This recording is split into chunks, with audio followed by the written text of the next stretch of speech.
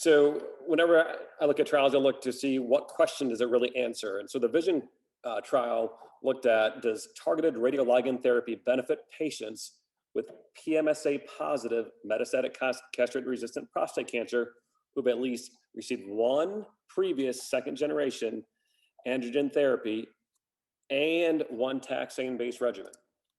So for those of you that are familiar with Lutathera, this trial used a very similar radioligand, except this time they used the lutetium 177 when it was bound to PMSA 617.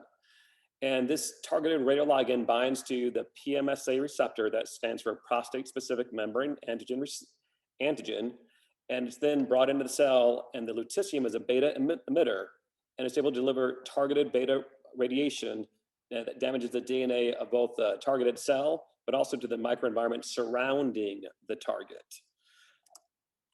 And this trial, there was a phase 3 trial, randomized in a 2-to-1 fashion, where patients were either randomized to the lutetium 177 or standard of care alone. Now, there are a couple interesting caveats that I think we need to look at when looking at this trial. First, the standard of care could not be another line of chemotherapy, could not be immunotherapy, could not be radium-223, and for the majority of patients, it was an alternative androgen-directed therapy and steroids.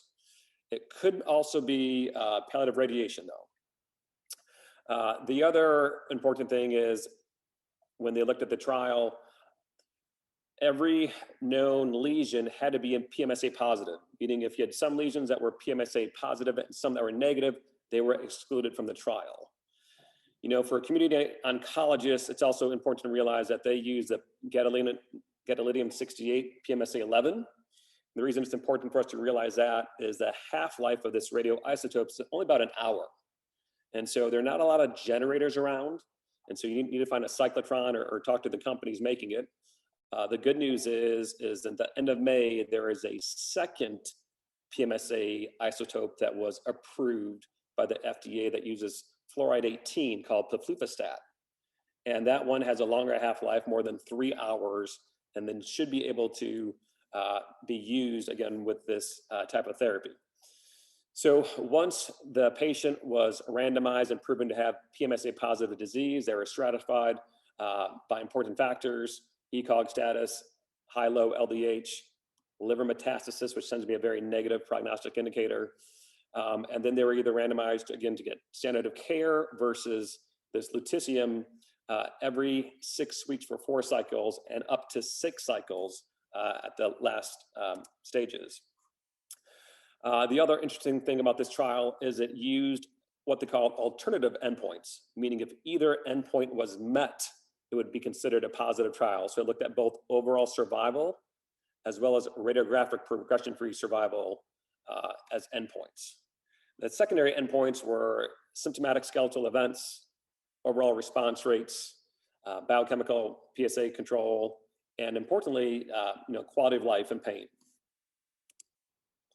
So the other interesting thing about this trial was during the early phases of accrual, there was a very high dropout rate in the standard of care arm, meaning patients were really interested in getting this drug.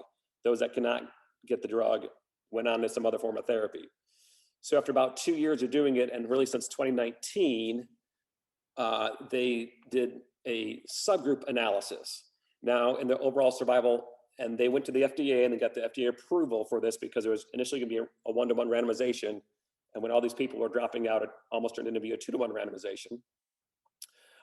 But when you look at the United States analysis subset, that is what that means. The great news is for both the overall survival subset, there was a statistically significant, about 4.2 months survival benefit compared to standard of care, with the median overall survival being about 15.3 months versus 11.3 months for the standard of care arm. If you looked at the survival across all the subgroups, it was pretty well distributed. Both patients with liver mets and non-liver mets got benefit from it. Even let people with an ECOG of 2 into it.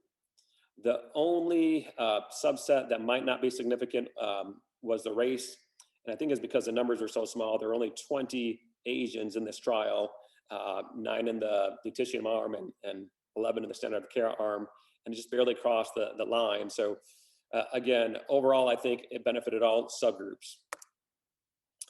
The other endpoint that they talked about was radiographic progression-free survival, and there were 2 different PFSs, but really the median median PFS was about the same for both groups. There was about a 5.2 months median PFS, whether they looked at the whole randomization cohort, which is 831 patients, or whether they just looked at the subset analysis, which was only about 531 patients. And here's the radiographic progression-free survival analysis versus the subgroups. Again, looking at LDH, liver metastasis, ECOG performance status, and race. And again, for whatever reason, the Asian population did not seem to get the response, although again, very, very small numbers that you can't really make any intelligent conclusions from this. Some other secondary endpoints, including responses by RECIST. And so amazingly enough, about 9% of patients had a complete response, and about 75% of patients either had some combination of stable disease or a partial response. And this was much superior to the standard of care arm. 13% of patients did progress, compared to about 45% in the standard of care arm. Well, it's great that this works. This is associated with some side effects, very similar to what Lutathera has. So these lutetium-177 beta emitters have kind of a standard side effects of nausea, cytopenias. But of note, there were several grade 5 events in the lutetium group. Like I said before, the side effects are very common to the lutetium beta emitters. The biggest one is bone marrow suppression, where you have anemia, leukopenia, thrombocytopenia, but you also have nausea in about 40% of patients, dry mouth, secondary malignancies, and intracranial hemorrhages. So again, we just have to be careful with our patients who get this drug. So the conclusion of this trial is that lutetium-177 did extend overall survival and delayed radiographic progression in patients that had at least one prior androgen or taxane regimen. It ended up being about a 40% reduction of death in a 4-month OS, which I think was fantastic. And they came to the conclusion that there were no unexpected safety concerns with lutetium PMSA 617, and it was well tolerated. And the second trial we're going to talk about is the Keynote 564.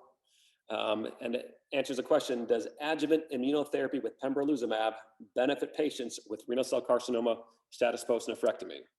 You know, back in 2016, the S-TRACK trial came out to be positive, which looked at a year of Sutent in patients with high-risk renal cell carcinoma, and it used the marker of disease-free survival. And what it showed is the median disease-free survival was about 6.8 years compared to 5.4 years in patients that had sunitinib. And this was the first positive adjuvant trial in renal cell carcinoma.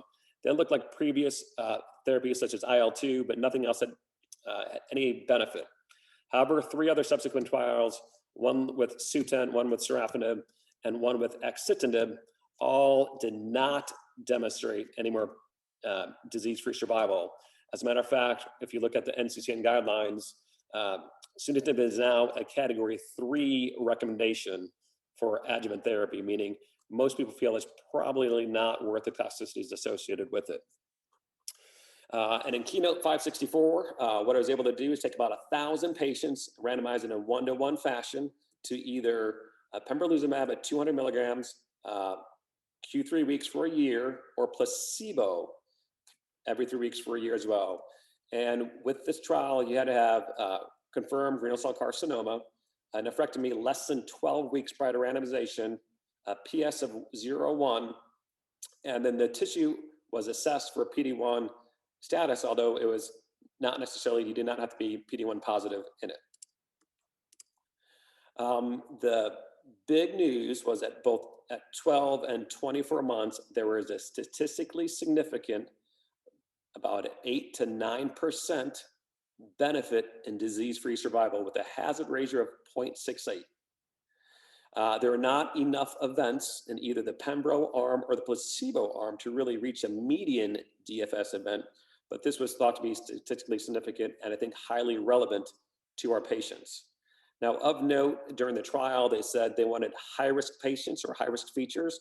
These are not the MSK high-risk features, but rather patients were either a T2 lesion, meaning a tumor greater than 7 centimeters that was grade 4, or had some sarcomatoid features as well, or it was a PT3 lesion, meaning it invaded the veins, or invaded the T4 lesion, meaning invaded the ipsilateral adrenal gland, or Garot's fascia. So again, these are high-risk patients for relapse. Here is the disease-free survival by the subgroups. Again, everything looks very significant. Whether the CPS was greater than 1 or less than 1 did not seem to matter. Age did not seem to matter. This was a worldwide trial with only about a third of the patients coming from America, but the rest of the world and Europe had about 2/3 of the patients. Also, interestingly enough, there was a caveat that if you had a solitary photo of M1 disease and it was resected at the same time, you could also be enrolled in the trial.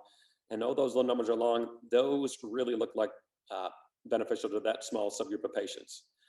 Here is an interim overall survival data. There was really no significant difference at 12 months, but as would be expected with immunotherapy, the further the time goes on after giving it, you might see more benefit. So at the 24-month rate, there was maybe a 3.1% benefit. Again, it did not meet statistical significance just because did not meet a median overall survival because there are not enough events, but it did meet statistical significance. We're all familiar with AEs right now with Keynote, and there are no new or surprising AEs. And so the conclusion is adjuvant Pembro post-nephrectomy did demonstrate a statistically significant benefit in disease-free survival. It was consistent across all subgroups, and the safety results were within expectation, and no new safety signals were observed.